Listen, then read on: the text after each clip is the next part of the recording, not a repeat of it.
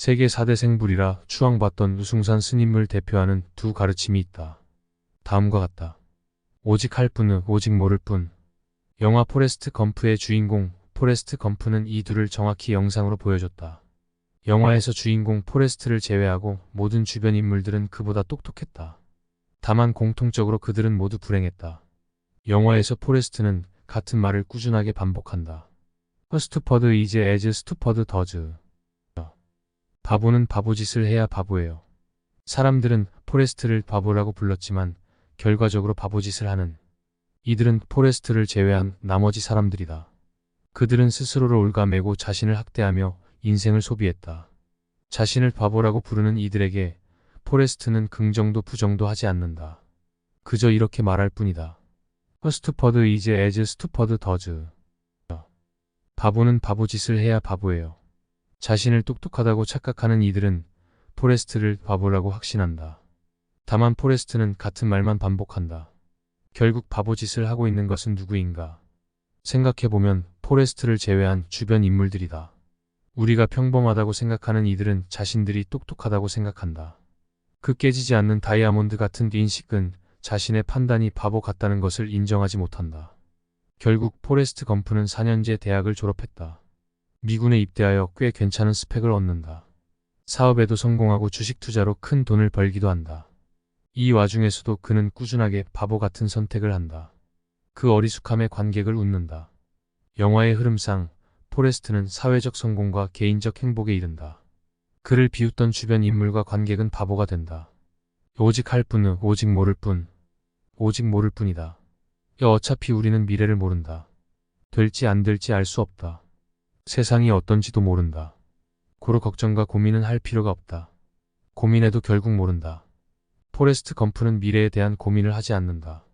성공이나 돈을 위해 움직이지도 않는다. 단지 주어진 일을 할 뿐이다. 오직 할 뿐이다. 그것은 바보 같지만 가장 바보 같지 않은 결과를 만든다. 다만 그뿐이다. 가장 단순한 기본이 중요하다.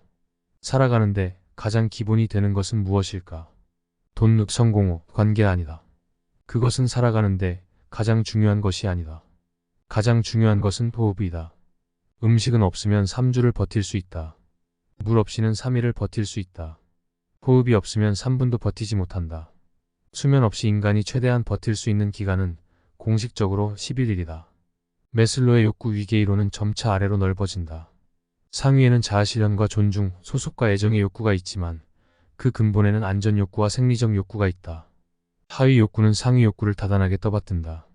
생리적 욕구가 충족되지 않고서는 안전 욕구가 충족될 수 없고 안전이나 애정 욕구를 충족하지 않고서는 존중이나 자아 실현 욕구를 실현하기 어렵다.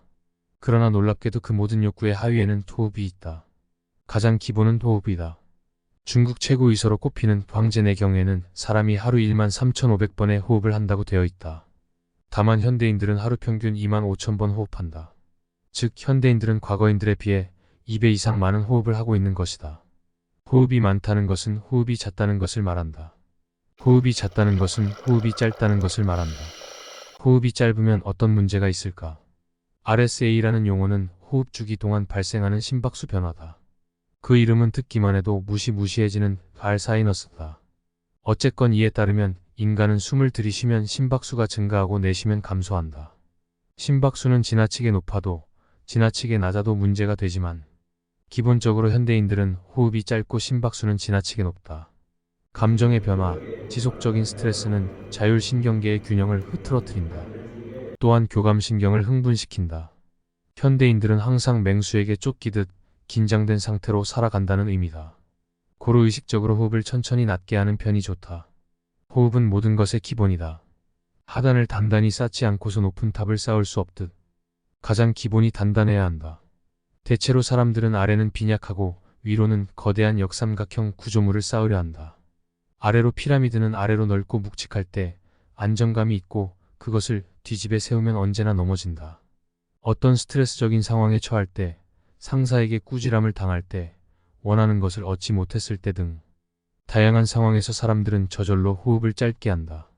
이는 심박동을 높인다. 그것을 그대로 두기보다 의식적으로 호흡을 천천히 느리게 하는 것이 중요하다. 숨을 끝까지 내뱉고 있는지, 그것을 안다면 감정 절제가 가능하고 이성적 판단에 유리하다. 장 폴 샤르트르는 다음과 같이 말했다. 인생은 B와 D 사이의 시이다. 인생이란 태어난 버스와 죽어버림 데스 사이의 선택 초이스이라는 말이다.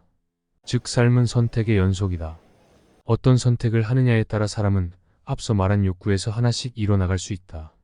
좋은 선택은 잦고 짧은 호흡이 아니다. 느긋하고 깊은 호흡, 잔잔한 심박동에서 나온다. 호흡을 깊고 길게 해보자. 이 과정에서 무엇을 알 수 있는가? 나라는 존재를 알 수 있다. 나는 호흡을 하는 존재가 아니다. 나는 호흡하는 신체를 지켜보고 조절할 수 있는 존재다. 자신을 객관화할 수 있는 힘이 생긴다. 화가 났을 때 나는 화가 난 감정을 바라보는 주체다. 슬픈 감정이 생겼을 때 나는 슬픔을 바라보는 주체다. 결국 내가 슬픈 것도 내가 화난 것도 아니다. 나는 다만 그것을 알아차리는 존재다. 이런 자아 객관화가 이루어지면 감정에 따른 잘못된 선택을 하지 않을 가능성이 높아진다. 모든 것은 기본에서 시작한다. 그 기본 중 기본은 호흡하는 것이다.